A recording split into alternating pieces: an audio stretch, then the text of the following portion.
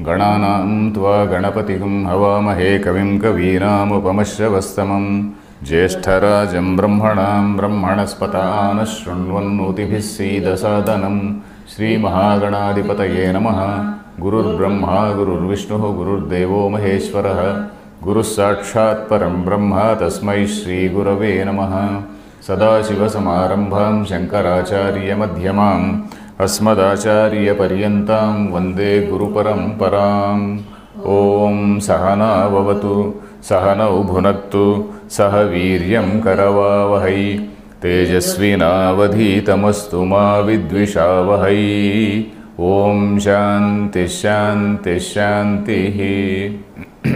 Dear friends, we have to read this second mantra of the last valli of Kathopanishad. That is, the first mantra talked about the great image which was given, that inverted tree, the image of that inverted tree, which symbolizes our samsara. Samsara means what all happens in our own mind is samsara. Then the second mantra also we read this second mantra, that is yadidam kincha jagat sarvam prana yejati nisrutam mahadbhayam vajramudyatam ya etad vidur amrutaste bhavanti. I broadly explained the meaning of this. We have to read the bhashyam. We will just recapitulate. This mantra says yadidam kincha jagat sarvam. Yadidam, what all this jagat is seen, whatever jagat or whatever universe is seen, all this is nisrutam sat. Nisrutam means that which has emerged from that Brahman. Nisrutam. Prana yejati. Prana, here the meaning of prana I told you. As per the context we have to see the meaning. We should not take the literal meaning and say prana refers to air. Prana here refers to the Supreme Brahman. That I explained in the last class. I referred to one adhikarana from Brahma Sutra also. It is called Pranadhikaranam or Kampanadhikaranam. And as per this particular context, we have to see what was told earlier and what is going to be told later, and what is the thing here also. Even in this mantra, it is told that the people who know, they become Amrita. Amrita means they become immortal, they transcend. So this immortality will not be achieved by ordinary pranavayu. It is only by Supreme Brahman that immortality comes, and not by this pranavayu. So this prana yejati. So because of the presence of that Supreme Brahman only, whatever visible universe, whatever universe is there, which we are seeing, all this is functioning. All this is in some harmony. All this is running with some little bit of order, only because of that. And the second line talks about Mahad Bhayam Vajramudyatam. It is something which is frightening. This hugeness, the enormity, the sort of magnitude of this whole thing is something which is frightening. Frightening not in a negative sense. Frightening not in the sense of somebody becoming a coward and then withdrawing from it or recoiling from it. Not in a very negative sense, but in a very positive sense. Positive sense means fear again is a sort of purifying experience. Fear can be of two types. Fear can be a very negative type of fear, which is a cowardice and withdrawal and running away. That is one type of fear. Then fear, which is a positive, in a positive sense, which is due to Shraddha, which is due to the fact that you are overawed by the might, overawed by the magnitude and grandeur of this whole scheme of things. And then it is a positive, purifying feeling. So that sort of fear we are talking about, and not a sort of negative fear. And Vajram also I explained. Vajram is that spine of that vertebral column of that Rishi, great Rishi Dadhichi. And that vertebral column actually symbolizes, what does it symbolize? It symbolizes that yoga, Kundalini, and then Kundalini means again knowledge only, Brahmagyanam only. What is the ultimate meaning of that Kundalini? Rising from lower chakras to the Sahasrara chakra, which is that Buddhi, the Buddhi lotus, what is called Buddhi lotus, and then that that symbolizes realization of the self, isn't it? So this realization of self is the Vajram. This is like the thunder. This is like the weapon. This is like a weapon which is dispelling all this. In fact, once you realize this world, the world automatically, once you realize the Brahman, the world automatically gets dismissed, isn't it? That is what a Siddhanta says. What is said is, once you realize, once this knowledge of Brahman arises or dawns in your, Buddhi, then the whole world it gets negated. It is there. It doesn't totally disappear. It is there for all transactions. It is there. But then your attitude to it changes, and you look at it as the Maya. You look at it as the dance, as the display of Maya, and then you are totally freed from that. You deliver this knowledge delivers you from all types of bondages, from all types of mental knots. Bondages means all these mental knots that is got Vidyate Hridaya Granthi. We are going to see Hridaya Granthi. Granthi means that knot. These knots which are there in our mind, all those knots they get cleared. So that is what is the purpose of that Vajram. Then Vajram Udyatam etad viduhu amrutaste bhavanti. People who know this. People who know this grandeur. People who know this mighty order in the universe. So they will become Amruta. That is once, and you are supposed to live in tune. You are supposed to live in tune with that harmony, in tune with that cosmic order. So that is what we saw in Gita Bhashyam also. Gita Bhashyam also, what is the meaning of this Karma Yoga? Karma Yoga is tuning yourself to the universal harmony and then see that you are doing work, you are doing something in accordance with the Samashti, in the interest of the Samashti and not in the interest of that Vyashti. So that is what we saw in Karma Yoga also. All through, whether it is Karma Yoga or Bhakti or whatever it is, our emphasis is on, knowing what is the cosmic order and working in accordance with that cosmic order. So that is what we saw in the last class. We have to read the Bhashyam. So let us read the Bhashyam. Yadidam kincha yatkincha idam jagat sarvam idam jagat sarvam prane parasmin brahmani sati yejati kampate tatayeva nisrutam nirgatam sat prachalati niyamena cheshtate. Same thing he is saying. Yat idam kincha. Idam, all this which can be seen as this. Idam kincha. What all we see as this. Yat kincha idam jagat sarvam. Jagat is including Jiva, the world, and also the Ishvara. Up to whenever we refer to the word Jagat, we have to include all these three. Jiva, Jagat, and also the empirical Brahma. Empirical Brahma. Ishvara does not mean the supreme Brahma. We are including this Brahma, this Stamba Pariyantam. We have seen this in Gita Bhashyam also several times. Brahma, this Stamba Pariyantam. So that Jagat includes that empirical Brahma also, empirical God. So all these things, Prane Parasmin Brahmani Sati. This is what is called Sati Saptami. You must have seen in Sanskrit class. Sati Saptami. Prane Sati means only when that is there.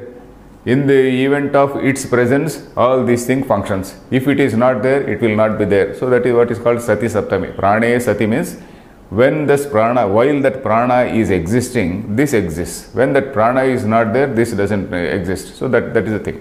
So that prana is, we are referring to that Supreme Brahman only. In that Parasmin Brahmani Sati, Yejati Kampate. Yej, we have seen this word Yej. We saw in the Ishavasya also. Tad Ejati, Tannaijati, Tad Dure, Tad Dvantike. We saw that mantra. Tad Ejati. Yejru Kampane. Kampana means moving. Kampana not necessarily shaking or trembling. Moving. All these cosmic functions are taking place. All these things are moving in the presence of that Brahman only. When that Brahman, while that Brahman is there, only then all these things are moving. So that is the meaning. Tatayeva nisrutam nirgatam sat. There's a nirgatam sat means it has emerged. Nirgatam sat means that which has emerged from. Nirgatam sat having emerged from. Nirgatam sat means having emerged from.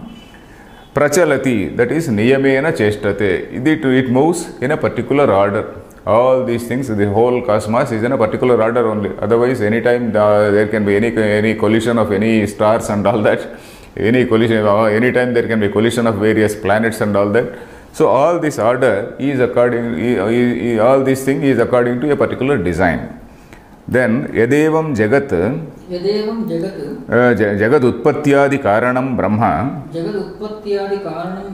tat tan mahad bhayam. So this jagat utpatti karanam, what is this jagat utpatti karanam? He is saying that is that Brahman.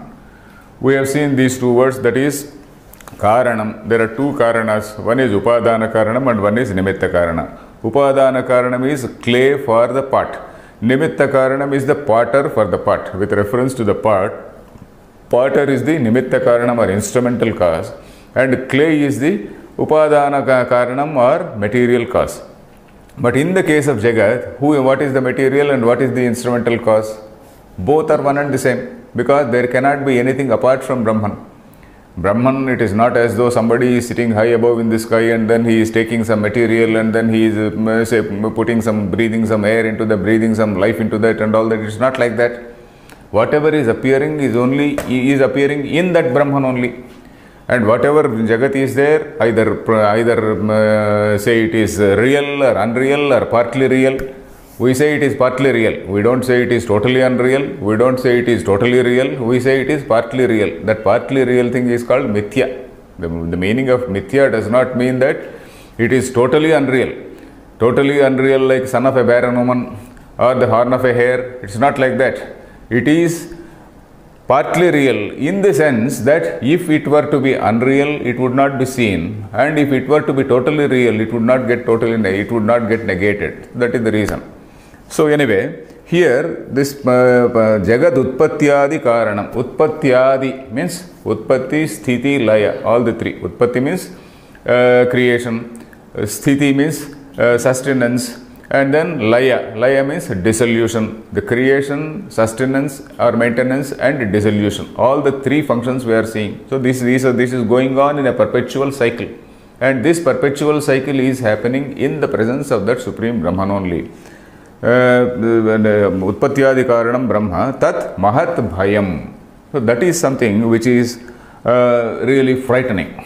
And this frightening, in fact, we have to, if you have seen or if you have read an English poet called Wordsworth. Have you heard one poet called Wordsworth? No. In your college? No. Alright. Long ago when we were students, Wordsworth, Shelley, Keats and all these poems were compulsory for us. All these things were compulsory for us in our graduate days. So we read a poem long ago, what is called Prelude. So in that Prelude, he says how his childhood was spent. I will just quote a couple of lines from Wordsworth, because Wordsworth, Keats, Shelley and all these poets, they belong to one school called Romantic poets. In English literature, there is a school of poets called Romantic poets. So these people, in fact, they set a new trend in poetry at that time, because they were influenced by certain philosophy of, say, some German philosophers called Schopenhauer and Hegel and people like that. And then in turn, Schopenhauer was deeply influenced by the Upanishadic philosophy.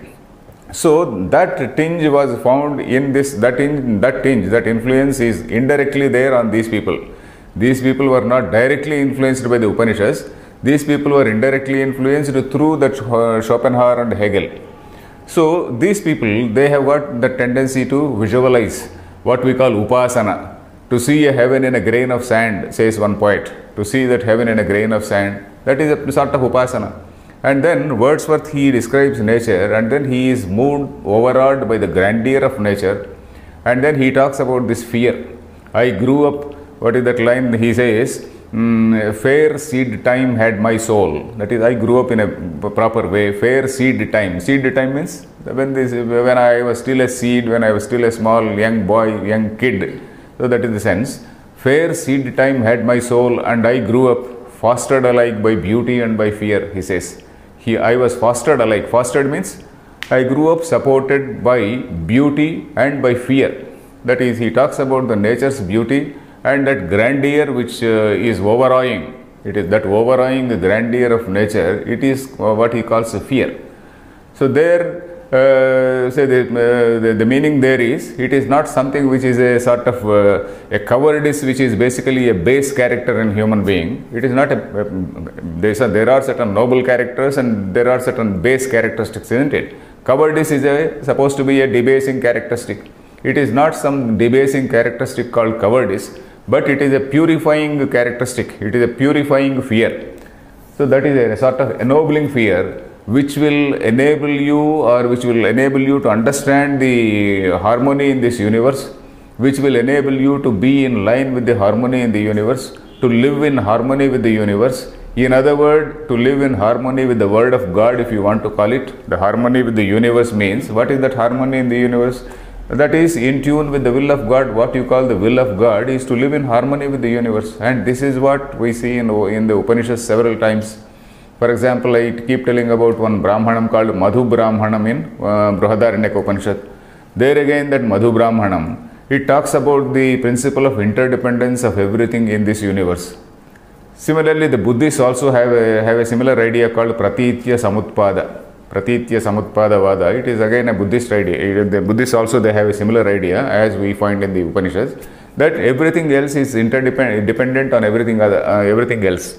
And similarly, again we say whatever is there in this microcosm is there in the macrocosm. So this body, every human being and all the human beings collectively also, we are all supposed to live in harmony with nature, in harmony with the principles of this cosmos. So that is what is envisaged here. So that is what is called fear. It is a positive fear, which is a sort of purifying aspect of in a man's life, which is making him to be in line with the harmony of nature, in harmony with the will of God, in other words. So that is what is fear. So this is Mahad Bhayam, Mahatcha Tad Bhayamcha, Bibhet Yasmad iti Mahad Bhayam, Bibhet Yasmad iti Mahad Bhayam, Bibheti Asmat, Bibhet Yasmad iti Mahad Bhayam. That is Mahatcha Tad Bhayamcha. So this Mahad Bhayam he is explaining. This is Mahat and also Bhayam. This is something which is awe-inspiring. This is something which is so huge. Mahat means huge, and Bhayam, that awe-inspiring. Mahatcha Tad Bhayamcha, Bibheti Asmad iti Mahad Bhayam. Bibheti Asmat. Bibheti means one is afraid. Bibheti is the third person, it is in the third person, singular. Bibheti means Saha Bibheti, he is afraid. Here Saha means Lokaha, Janaha. All the Bibheti is the plural. Bibheti is singular. So Bibheti means Lokaha Bibheti. That is, the world is afraid. The world means people are afraid. People are awestruck. The people are overawed by this grandeur of this whole thing. So that is the meaning. Bibheti asmaditi mahadbhayam vajram udyatam udyatamiva vajram. As though that vajra ayudha, as though that weapon is held high in the hand, and then in the hand of that Devendra. This Devendra symbol also, in the last class I told you that Vajrayudha symbolizes knowledge, and then this Vrutrasura, Devendra kills a demon called Vrutra. The meaning of Vrutra is Avrunoti iti Vrutraha. Avrunoti. The dhatu is Avrunoti. That is that which covers, that which say what we say, Envelope. That which envelops. You are right. Okay, that which envelops is Vrutra. So that is that enveloping, that Maya which is concealing, that which is say enveloping your knowledge, that is called Vrutra. And then that has to be dispelled, that ignorance has to be dispelled by this knowledge or Viveka or Brahmajnana, you call it that one. And that is symbolized by that vertebral column of that great Rishi, who was supposed to be a very great Rishi, Dadhichi.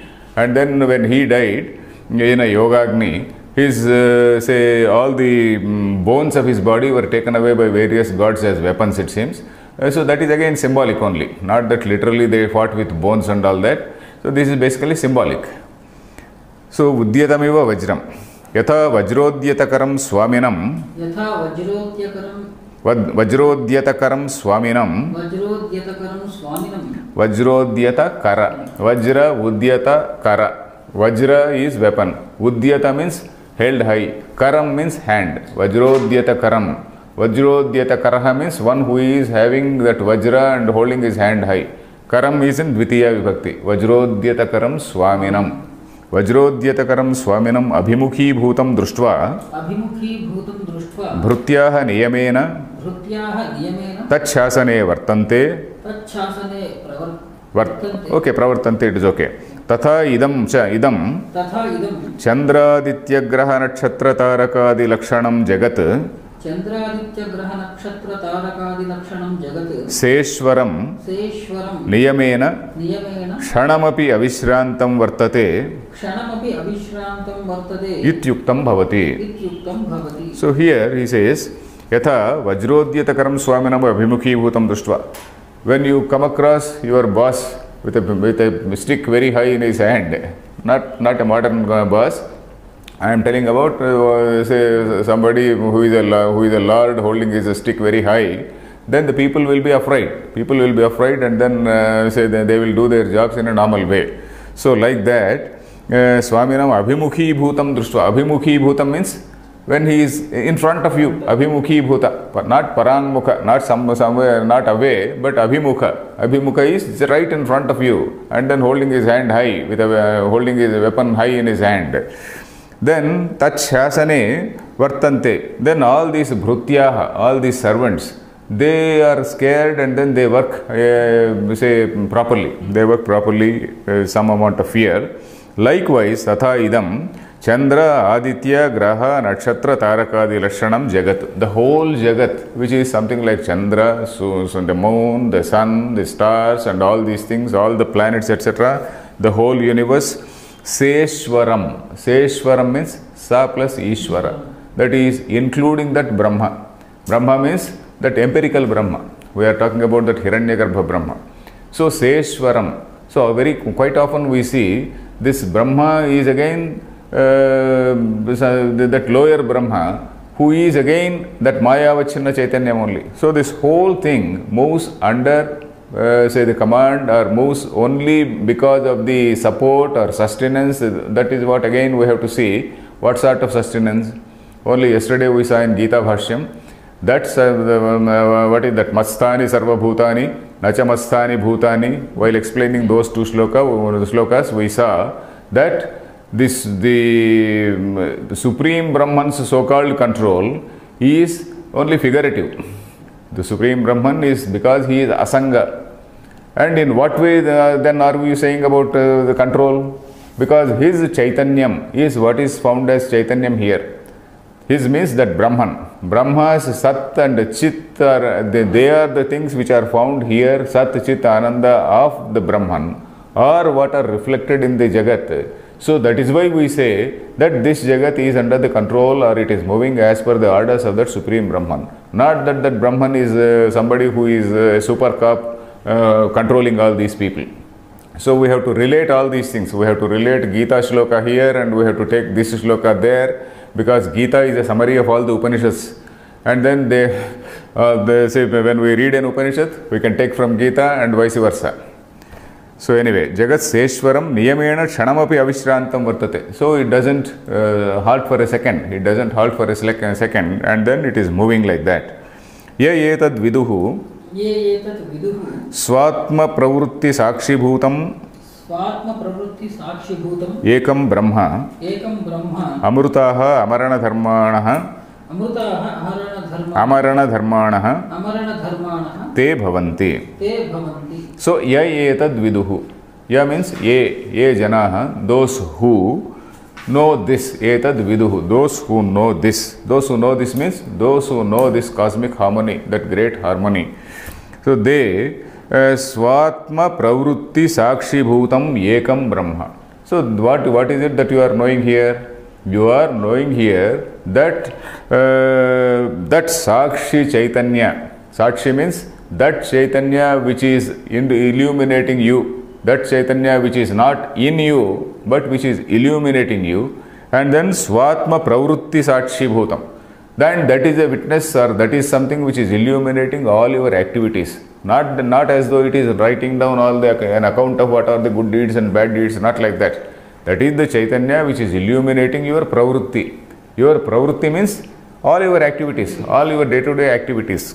So all these things are because of that Chaitanya only, and that it is that Chaitanya which is illuminating right from Brahma down to a blade of grass. Brahma the Stambha Paryantam, it is that Chaitanya, and that is that intelligence which is working. So those who know this, they become Amarana Dharmanaha. Amarana Dharmanaha means they will not be afraid of death. Not that the body will not fall off. Body will definitely fall off. But then they have gone beyond, they have transcended that idea. So that is the meaning. So katham tat tad bhayat jagad vartate ityaha. So in this first mantra, what we have seen, the points which we have seen are that basically Brahman is the abhinna nimitta upadana karanam, that is one thing we saw. And then bhayam is not a negative feeling, but it is basically a positive emotion, which is a purifying and a sort of ennobling emotion. And this Vajrayudham is the knowledge which is basically to dispel that ignorance. And then with the knowledge, all this world would get negated, and the world is the whole world is moving as though under fear of that. So the people who know this and who synergize with this cosmic order and do their karma, they are the people who are in the right path, and they are the people who will be freed from all the bondages, and they are the people who are called Amrutaha. So these are the points which we noted here. So let us see the next mantra. Bhayadasya Agnistapati Bhayattapati Suryah Bhayadindrascha Vayuscha Mrutyurdhavati Panchamaha. So again the same thing is found here. Again we are referring to the same bhayam. This concept of bhayam we see in Taittiriya Upanishad also. Bhishasmadvatah pavate bhishodeti suryah. Something like that it comes. Some 2-3 more lines are there. Bhishasmadvatah pavate. So like that Bhisha. Here Bhayadasya Agnistapati. Is it okay? Yes, sir. Bhayadasya Agnihi Tapati. So all he is referring to all these cosmic functions. All this Agni, Vayu and Indra, Surya, all these things are various cosmic functions which are sustaining this universe. So all these cosmic functions, again they are in a harmony. They are according to a particular rhythm. They are according to a particular order. This is what we call this dance of Maya. It is not as though the Brahman is directly involved in this. It is the Maya which is manifesting. It is the Maya which is displaying its rhythm, its dance. It is the dance of Maya, as some people say. And then there is also a book called the Dance of Shiva. Have you heard of that book? Huh? The Dance of Shiva, you can note down. It is by a very great writer called Ananda Kumara Swami. Ananda Kumara Swami, Coomara, not Kumara, Coomara. He was a Sri Lankan. He wrote a book long ago, about 100 years ago, this book called The Dance of Shiva. It is a series of essays. In that there is an essay on this Dance of Shiva, where he gives that a symbolic interpretation of this Dance of Shiva. So all this thing what we see, this harmony in this whole universe, is represented in that Shiva symbol. Shiva is there, that Nataraja. Shiva is called the Nataraja. Nataraja means the great dancer, the king of dancers, let us say. And what is that dance? That dance is nothing but this cosmic dance of the whole things, all the whole cosmos moving in a particular harmony. And that is why that there is an arch all around Nataraja. And that arch symbolizes the whole cosmos. And then how he releases his energy and he controls this whole universe. And then so that is the symbol there in that cosmic dance. And what is the place of that dance ultimately? The place of that dance is what is called Chidambaram. Chidambaram is a place in Tamil Nadu. There is a very great pilgrim place called Chidambaram. And there if you go to that Chidambaram and then you want to see that Chidambar Linga, they will just ask you to peep through a small hole, and then if you peep through that hole, nothing is seen. There is only some plain wall. So that is called Akasha Lingam. So which means that there is nothing there. Your own Chit. Chit is Buddhi. Buddhi Akasha. Ambaram is Akasham. Chidambaram is your own Buddhi Akasha. Your own Buddhi Akasha is the place of that dance of Shiva. So that is the interpretation which is given by that Ananda Kumara Swami. That book is also available on the net. You may go through that thing. So here what we are seeing is that rhythmic play of that Shiva, which is the source of all all the movements in the cosmos. And then ultimately, what is that rhythmic play? This understanding is all that is there in your own human consciousness, in your own human mind, in your own Buddhi Guha or Chidambaram. Buddhi Guha, Chidambaram, all these things are one and the same. So here, Bhayadasya Agnihi Tapati. Agnihi tapati, this fire burns because of the fear of this Brahman. Then Suryaha asya bhayat tapati. Surya also, he burns or shines because of the fear of this. Then bhayat indrascha vayuscha. Bhayat only. Bhayat means because of fear, because of that, say that awe. Then indraha vayuscha. Indra means the Vedic god, who is basically, who is the god, who is the head, who is who is the recipient of all say offerings which are done by these people, human beings, and he is the recipient, he is the main recipient, he is the Indra, he gets the lion's share, and then he is responsible for all the human activity. He is the person who, and that is why Indra represents the hand. The Adhisthana Devata, the presiding deity for all motor organs, is Indra. So, Bhayad Indrascha, so all the activity in the universe, that is again because of this fear of this Brahman. Vayuscha, Vayu, that vital air which is there. Then Mrutyur Dhavati Panchamaha. Similarly, the Mrutyu. Mrutyu is the Lord of Death. In fact, this word is again being told by the Lord of Death only. It is the Yama who is narrating all this to Nachiketa. We should not forget those two characters. This is the dialogue which is going on between Yama and Nachiketa. Yama himself is referring to himself in a third person and then saying Mrutyur Dhavati Panchamaha. This fellow Mrutyu is also running according to that say cosmic design, and then because of the fear of that, say the fear means that awe of that say that supreme Brahman. So Bhayadasya Agnihi Tapati, Bhayad Tapati Suryaha, Bhayad Indrasya Vayusya, Mrutyur Dhavati Panchama. Here one point we have to remember here is that we are not referring to a particular, say a personal God, which is normally the case of a religion. Normally what does a religion do? Religion says, oh, this is the God, this God is keeping everything in order. We are not talking about such a thing. We are talking about the supreme Brahman, nothing to do with the, it is not a personal God at the level of religion. We are going beyond, we are not talking at the level of religion, but we are talking at the level of philosophy or Vedanta. So that point we have to remember. Then let us see the Bhashyam. The mantra is very clear. Is it not clear? It's very clear. Okay.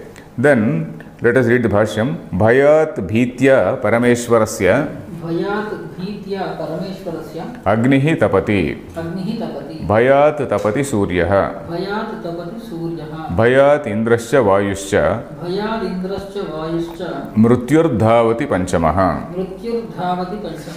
So here Swami Akhandananda gives another interpretation also, which is again in accordance with Vedanta only. We have seen that Agni symbolizes Vak. Agni symbolizes the human the speech, because Agnir Vak Bhutva Mukham Pravishatu, that's what one Upanishad says. So our Vak is something which burns us, which burns the other man also. If it is a pleasing, if it is a good Vak, it will help you, it will give you happiness. If it is a very, it is a very harsh speech or harsh utterance, then it will cause you a lot of anxiety, it will cause a lot of fear, isn't it? Yes. So the harsh tongue burns the speaker and also burns the other man. So somehow Agni is associated with Vak, and then Agnir Vak Bhutva, that's what they say. So this Vak symbolizes, Agni symbolizes Vak. Then similarly Surya symbolizes what all we see. Surya symbolizes this Chakshu, and Indra symbolizes all this human activity. Vayu symbolizes this whole universal movement of various things. And then Mrutyu. Mrutyu again is Ajnanam vai Mrutyuhu. One Upanishad saying is Ajnanam vai Mrutyuhu. That is not that Lord Yama is ignorant. Lord Yama is the dispeller of that ignorance. Lord Yama is the dispeller of that Ajnana. So this Mrutyuhu is Ajnanam in a different sense. In the sense that this Ajnanam in a human being is Mrutyu. And the Yama is the person who is the dispeller of that ignorance. So this is the meaning given by Akhandananda, and of course it is also in accordance, and then it fits into this particular description. So Parameshwarasya Bhayat, because of the fear of that supreme being, Agnihi Tapati, this Agni burns, and then Surya burns, and then Indra and Vayu, all these people, they are engaged in their functions, and then Mrutyuhu Dhavati Panchamaha.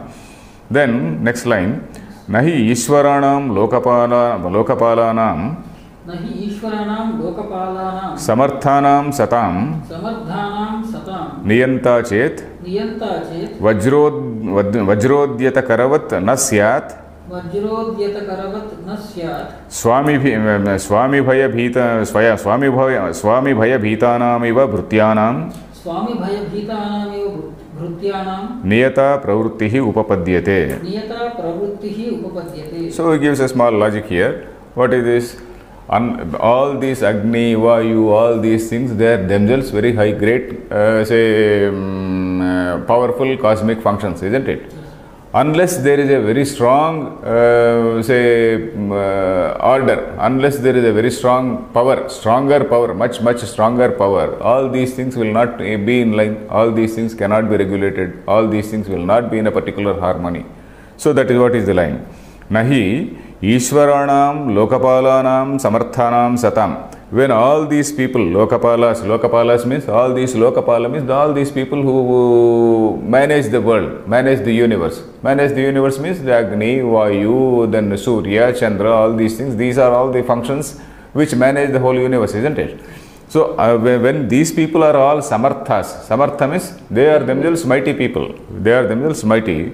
Then if Niyanta is not there, Niyanta means a controller. Niyanta nachet, if it is not there, Vajrodyata Karavat nasyat.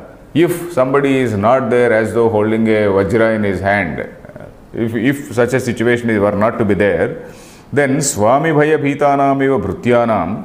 So unless all these people also behave like all these Bhrutyas who are afraid of their master, unless such a situation is there, Niyata Pravrittihi Na Upapadyate. This Nahi of the first, the beginning of the line, Nahi is there. That Nahi has to be brought here. Niyata Pravrittihi Na Upapadyate. That is, their regular movement or regular order, their harmonious functioning cannot be guaranteed. It cannot happen. So that is for all these, say, Agni, Vayu, Indra, Surya, etc. They are also very powerful entities. And in order to control or put all these things in an order, there is a need for a much higher order, much higher niyanta, and with that man's fear, that danda in his hand, that stick in his hand, he is able to control all these. So it is a very simple explanation. Then the next mantra, let us see, Tacha. So now this Brahmagyanam, what is, when is it, it has to be attained, and what is the significance? So let us read the mantra. So in this mantra, of course, this is one of the simplest mantras. So simplest means in continuance of what was told earlier. So here we have just seen the cosmic functions which are described here. Dhavati means runs. Mrityu Dhavati. Panchamaha means the fifth one. The fifth. Panchama is fifth. So because he told about Agni, Surya, Indra, Vayu, and then this Mrityur Dhavati Panchamaha, this fifth fellow Mrityu also is running. So that is it. Then next mantra, Iha Chedashakat Bodhum Prak Sharirasya Visrasaha Tatas Sargeshu Lokeshu Sharirattvaya Kalpate. So here there are two points made here. Iha Chedashakat Bodhum Prak Sharirasya Visrasaha. That is, before the fall of this body, if a man is capable of attaining that Brahmagyana, then he will be rid of all these bonds, he will be rid of all these bandhanas. That is the first line. If a person is capable, if he has become eligible, if he has become capable, if he has become capable of knowing this Brahman in this life itself, then he is freed from all these bondages. Then the next line says, if not, what happens? Tatas sargeshu lokeshu sharirattvaya kalpate. If not, then sargeshu lokeshu, in all these worlds, different types of worlds which we talk about, and all these different types of worlds which we ourselves create in our own, say it's an experiential state, isn't it? So all these worlds which we create, So all these things, Shariratvaya Kalpate. He will go there and then he will enjoy, he will come back, he will again go there, he will enjoy and again he will come back. So he will be moving in a perpetual cycle of this samsara. So that is the meaning here. So the basic idea is, you are not supposed to postpone your reading of Gita. You are not supposed to postpone your reading of Upanishads and all that. So till retirement, and say by that time nothing will go into the brain. So you are supposed to know at an early age only. You are supposed to start reading at an early age, and you are supposed to know what exactly is the meaning. And then another point here is Iha. Iha means not this world. We should not say this world only. This body, in this human body, because I have been repeatedly saying that human body is the karma bhumi. Karma bhumi is not India. Karma bhumi, if it is there mentioned in some Purana that India is a karma bhumi, it is in a figurative sense. But philosophically speaking, we have to take Upanishad as Pramana and not Puranam as Pramana, isn't it? In Purana, somebody may say, okay, this Bharatakhanda is a karma bhumi and whatnot, somewhere some statement might have been there. It is only a figurative statement. So at that time, when that Purana was written by that our great old sage, India, Bharatavarsha extended up to Afghanistan and beyond. But now it has shrunk. So many people have come and invaded, and now, God forbid, if it again further reduced, then what will happen to our karma bhumi?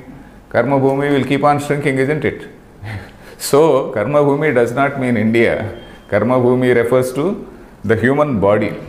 And then another confusion which many educated people have is that whether Sandhya Vandana and all these Nitya karmas, whether these things have influence, or will they operate, or will they be useful or effective in America or in England or some such place. And some foolish people, they say, no, all this is India is a karma bhumi, all this Sandhya Vandana, etc., they are of no use in America or England. This is again a very, very foolish argument, to say the least. So, this Sandhya Vandana is an upasana. The same Surya is there, the same say human body is there, the same structure is there. Our philosophy is not confined to a particular place. This is something which is Desha, Kala, Vastu, Parichinna, Aparichinna. So we are talking about some Brahman who is not somebody who is a personal god of a particular group of people. We are talking of the whole universe. When we are talking about the whole universe, then how can we say that Sandhya Vandana is not effective in America? So anyway, so here then the point to be noted is, this karma bhumi, we have to utilize this karma bhumi in a proper way, and then we have to see that we attain that knowledge of the self. So that is the meaning here. So let us see the words.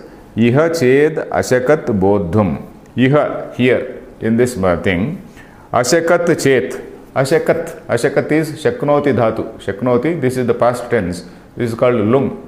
You must have heard, you must have seen in Sanskrit class, have you heard this lat, little, ruttal, rung, etc., etc. So this is called lung, that is the past tense.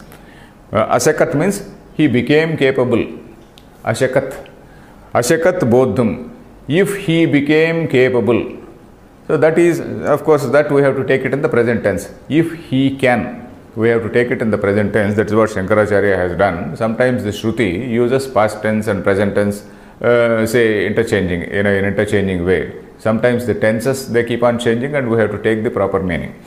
So, iha ched, ashakat chet means if he became capable, or if he is capable. For what? Bodhum. Bodhum means to know, to understand. What? To understand Brahman. If he is capable of understanding Brahman in this life only, in this janma only, then again that is being clarified. Prak sharirasya visrasaha. Sharirasya visrasaha. Visramsanam. We have seen earlier also. Asya visramsamanasya. The body which is slipping away, which is getting dilapidated and falling off. So, Gandivam sramsate hastat. This my Gandiva, my bow is just slipping away from my hand, and then say the body is collapsing. So, something like that. So, this prak sharirasya visrasaha, before the collapse of this body, prak means before. Sharirasya visrasaha prak, that is before the collapse of this body, you are supposed to think, you are supposed to go to your guru, you are supposed to read Gita, Upanishads, etc., and then you have to know this Brahma Jnana. So, that is what is the meaning. then you will be rid of these bonds. That link is not mentioned here. That has to be understood. Sometimes in mantras, some word will be say left out. So that left out word we have to imagine. That is, iha ched ashakat bodhum. If he is capable of doing this, he will attain moksha. He will be freed from all bondages. So that portion, he will be freed from bondages, Shankaracharya is supplying in his Bhashya.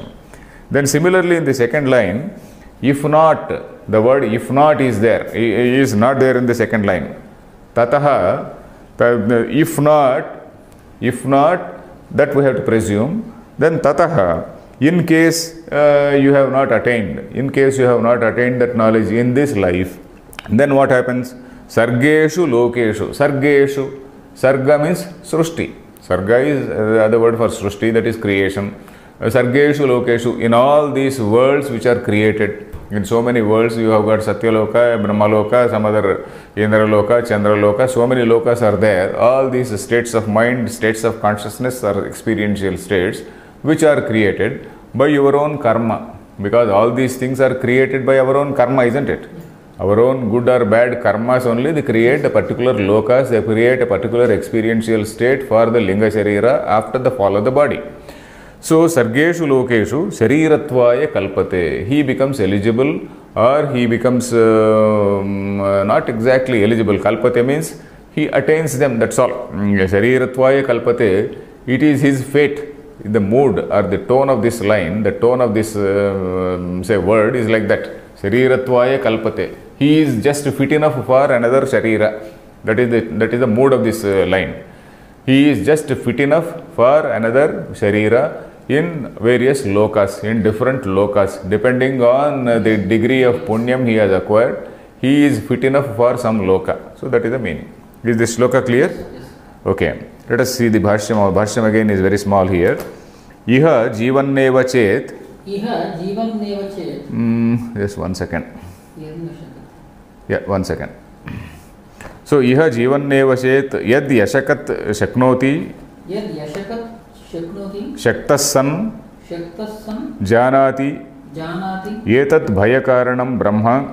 Etat bhayakaranam brahma. Bodhum avagantum. Bodhum avagantum. Prak purvam. Prak purvam. Sharirasya visrasaha. Sharirasya visrasaha. Avasramsanat patanat. Avasramsanat patanat. Samsara bandhanat vimuchyate. Samsara bandhanat vimuchyate. So this is the meaning for the first line. That is, iha che, iha means here, jivan neva, while you are alive, while he is living, while the person is living. It is in the third person, so we should not say you are alive. While a person is living, jivan neva, yadi ashakat chet, in case he became capable, we are taking it in the present tense, in case he becomes capable, in case the sadhaka, in case the seeker becomes able, or shaknoti chet, shaktassan, if he is capable of what? Janati etat bhayakaranam brahma bodhum avagantum. If he comes to know, if he knows, janati, what? Etat bhayakaranam brahma. This Brahman which is the cause for all this awe, all this grandeur is creating a sense of awe in us. It is not exactly a negative fear, but this positive fear, let us say. There is no word for positive fear, but so we have to describe that positive fear. So this bhayakaranam brahma, bodhum avagantum. So if he is capable of knowing, avagantum means understanding, realizing, not only understanding but avagacchati. Avagati is understanding. This understanding, then when prak purvam, prak means purvam, before, sharirasya visrasaha, sharirasya avasramsanat patanat purvam. So before the fall, this body is getting dilapidated every day, something like a rickety vehicle or something like that. So before that, samsara bandhana, if he is capable of knowing, then samsara bandhanat vimuchyate. He becomes free from all the bondages of this samsara. Bondages of samsara does not mean your wife, children, etc., etc. All these bondages are there in the mind only. This mind becomes clear. It is not as though all your wife will disappear, children will, all these people will be there. But your mental, all this burden which is there in the mind, that burden will disappear and you will have a different attitude with all these bondages. You will understand all these bondages in a different perspective, in a proper perspective, and then you will be more happily moving with them, not as though you will discard all of them. So that is it. Then, na ched ashakat bodhum न चेत् अशकत् बोद्धुं tataha anavabodhat ततः अनवबोधात् सर्गेषु सर्गेषु सृज्यन्ते येषु सृज्यन्ते येषु स्रष्टव्याः प्राणिनः इति सर्गाः स्रष्टव्याः प्राणिनः इति सर्गाः पृथिव्यादयः लोकाः पृथिव्यादयो लोकाः तेषु सर्गेषु लोकेषु शरीरत्वाय शरीरभावाय कल्पते समर्थो भवति शरीरं गृह्णाति इत्यर्थः ओके न चेदशकत् बोद्धुम् so this word is not there in the text. Shankaracharya is applying these words no chet, if not. No chet means if not. If he has not attained that jnana in this life, then what happens? Na chet ashakat bodhum tataha anavabodhat. Anavabodha means because of that ignorance. Avabodha means knowledge, understanding. Anavabodha means lack of understanding. Because of that lack of understanding, sargeshu sarga, what is the meaning of sarga? Srujyante yeshu srashtavyah praninaha iti sargaha. That is, all these praninaha, praninaha means various jivas, all these jivas, they are created in all these worlds. So they are, that is why it is called sarga. Sarga means a creation. Sarga is a creation where in which all these people are created according to their karma phala. Whatever is that karma phala, depending on the karma phala, people are created in a particular state of existence. So all these sargaha, then what are they? Pruthivyadayo lokaha. Pruthivyadaya. Then we have to think of this, say all these worlds, 7 higher worlds and 7 lower worlds. Bhuhu, Bhuvaha, Suvaha, Mahaha, Janaha, etc. They are the higher worlds. Then there are lower worlds which are Atala, Vitala, Sutala, Patala, etc. etc. So there are the lower worlds. So all these states of experience are created. So that is why in these lokeshu Sharirattvaya, Sharirabhavaya kalpate samartho bhavati. So he becomes just fit enough for taking up a body in any of these lokas. And Shariram grunhati ityarthaha. He takes up a body in any one of these lokas and then he stays there, there is a tenure, then he goes back, again does some karma, again comes here. So that is the meaning. So the basic purpose of this mantra is, do not postpone. You please go to a master and then know yourself, realize yourself. So that is what it says, realize Brahman. Then tasmat sharira vishramsanat prak atmabodhaya yatnaha astheyaha. Okay. So tasmat, therefore, sharira vishramsanat prak, before the fall of this body, Atma Bodhaya, for the sake of realization of self, Atma Bodhaya, Yatnaha Astheyaha, you have to devote a lot of attention. Astha means Shraddha. Astha means a lot of devotion, Shraddha. Yatnaha Astheyaha means you have to devote a lot of effort. You have to devote a lot of Shraddha in order to attain or understanding this understanding, you understand your own self. So that is the meaning here. Then yasmad ihaiva atmanaha darshanam adarshasthasyeva mukhasya spashtam upapadyate na lokantareshu brahmalokad anyatra sacha dushprapaha katham ityuchyate. So this is a small avatarika for the next mantra, that is 5th mantra. We have completed the 4th mantra. For the 5th mantra, this is a small avatarika. We still have some time? Yes, 6 more. Okay. Yasmat ihaiva atmanaha darshanam. So here this 4th mantra has promised. It has promised that you will have Atma Darshana in this life only. And the 5th mantra is going to say that you will have that darshanam as clearly as you see your own face in a mirror. Adarsha means mirror. Just as you can see your own face in a mirror, so clearly, In the same way, you can see your Atman here. So that is what this fifth mantra is promising. So, Yasmad Ihaiva Atmanaha Darshanam. In this life itself, you are able to see the Darshan, the Atman. How? Adarshasthasya eva mukhasya. Mukha, just as your own face can be seen in the mirror. Adarsha. Adarshasthaha. That is in that mirror. Stay in that mirror, located in that mirror. Then Spashtam Upapadyate. Spashtam Upapadyate means very clearly it can be seen. Very clearly it can be known. Then, na lokantareshu brahmaloka danyatra. This is another statement. Na lokantareshu. You cannot go to Brahmaloka, you cannot go to Indraloka and then try to do this thing, because there is a Rambha who is coming and dancing with you. Somebody else is coming and offering you a drink there. So, all these bhoga, they are all called bhoga bhumaya. So, this human life is called karma bhumi. All other things are bhoga bhumaya. If somebody has become a dog or a pig or something like that, he will be at the receiving end. Somebody will be flinging a stone at him, and somebody will be hurling beating it with a stick or something like that. Or it may be, if it is your domestic dog, you will be feeding something. So, but anyway, that dog's life is different. But if it is a different loka, as I said, there is so much of disturbance. There is so much of disturbance. So many, all these fun, so many entertainment activities will be there. So it is like a casino. So all this entertainment will be there. So there is no scope for Brahma Vichara. But then, na lokantareshu brahmalokad anyatra, except in Brahmaloka. Here again we have to see what we read in Gita Bhashya. Gita Bhashya, what did we read? Abrahma bhuvanal loka punaravartino Arjuna. That is, he tells Arjuna, oh Arjuna, all these lokas, they are of returning nature, except and including that Brahmaloka. There we saw in that Bhashyam, there are two types of people who go to that Brahmaloka. One who go by Devayana and one who go by Karma. Those who go via this Karma path, they may go to Brahmaloka.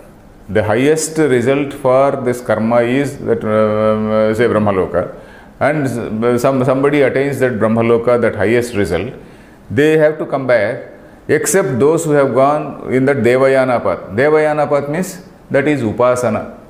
You have graduated from the level of karma to the level of Upasana. Upasana involves some understanding of the nature of the deity, isn't it? You are doing some Upasana. That means you have graduated from that lower level of selfish activity, and you are trying to understand that divine thing, and then you are trying to equate yourself with the divine thing. You are imbibing some divine attributes in you, into you, and then you are trying to become that God, isn't it? So that is why that Upasana is going to give you some phalam, a greater result than this karma. So that greater result is that once he attains that Brahmaloka, he will not return, because he is already on the path of knowledge. Because he is on that path of knowledge, and because of some good deeds and all that, he will attain, he will attain that knowledge of Brahman in that Brahmaloka. So that is the theory which we have seen in Gita Bhashya. So that we have to recall here. So Brahmaloka Danyatra means it is from this, in this Brahmaloka, there is a chance of getting that knowledge of Brahman. If you are in that Upasana path. If it is not in that Upasana path, anyway, that there is again a return. So that's what we have to recall here. So, na lokantareshu brahmaloka danyatra sacha dushprapaha. Sacha dushprapaha means that Brahmaloka again is very difficult to gain. Unless you do this, what all we saw in Gita, from karma path, you have to graduate to that dhyana marga, and in that dhyana marga, from there you have to come to this upasana, saguna upasana, and that saguna upasana you have to do it over a period of time. So then you will attain this thing. So dushprapaha means with a great difficulty it will be attained. Ityuchyate. So I think we will read in the next class. 1 minute. 1 minute we will skip. Okay. Om Purnamadah Purnamidam Purnat Purnamudachyate Purnasya Purnamadaya Purnameva Avashishyate. Om Shanti Shanti Shanti.